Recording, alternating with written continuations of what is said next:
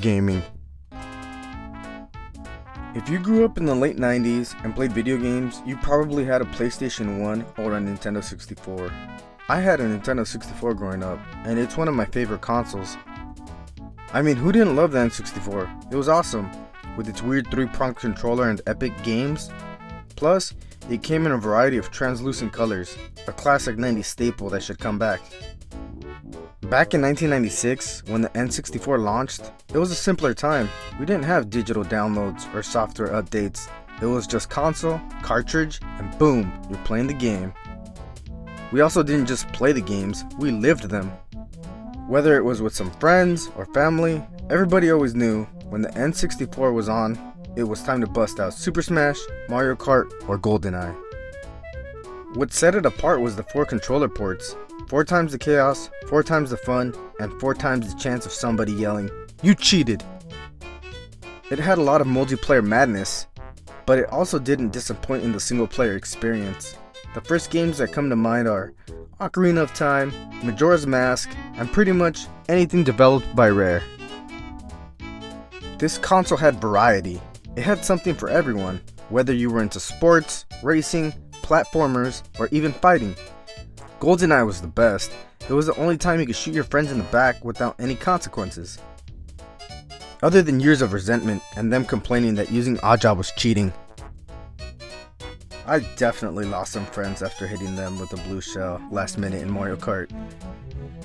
And there was always a test of friendship to see who was the last person standing in Super Smash, and that's what made things so epic. Obviously, the graphics have aged terribly, like milk.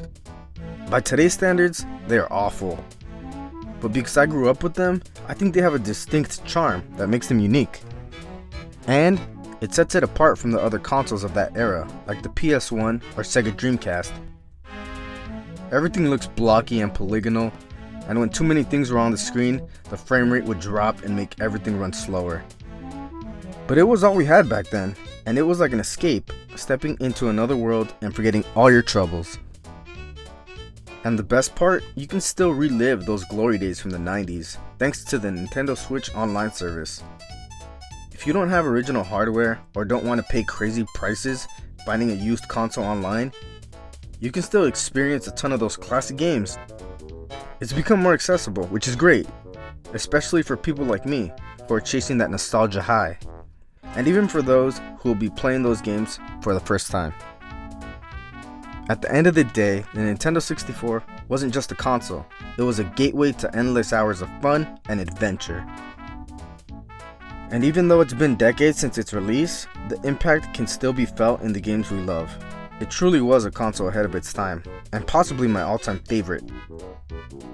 I'll never forget the countless hours of playing Mario Golf, Pokemon Stadium, and Donkey Kong 64.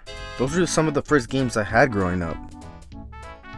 Here's hoping the Switch 2 continues to expand the Nintendo 64 library, and also adds GameCube games to the Switch online service. Later.